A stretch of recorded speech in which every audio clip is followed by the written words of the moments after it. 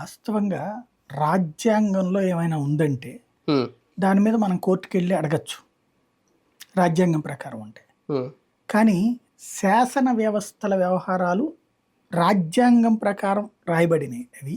ఉమ్, వాటికి విస్తృత అధికారాలు ఇవ్వబడ్డాయి. ఉమ్, జడ్జి గారు ఎట్లాగో కోర్టులో, ఉమ్, ఇక్కడ శాసనసభ స్పీకర్ అట్లాగా. స్వయం ప్రతిపత్తి కోర్టు వ్యవస్థ ఇచ్చే ఆదేశాలు శాసనసభకి చెల్లుబాటు కావు. కావా? దానికి సాక్ష్యం రోజాని అప్పుడు సస్పెండ్ చేసినప్పుడు కోర్టు తీసుకోమంటే కోడెల శివప్రసాద్ గారు ఏమన్నారు? కోర్టులకు హక్కు లేదని చెప్పారు.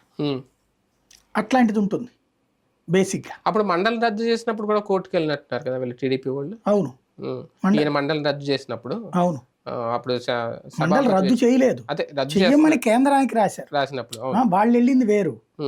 మండలిలో పర్మిషన్ తీసుకోకుండా అమరావతికి సంబంధించి బిల్లు సిఆర్డీఏ యాక్ట్ యాక్ట్ రద్దు చేసినప్పుడు రద్దు చేస్తూ అదే మండలిలో తీర్మానం చేయలే. అక్కడ వీళ్ళు దాన్ని ఏమంటారు, కమిటీకి పంపించారు, సెలెక్ట్ కమిటీగా.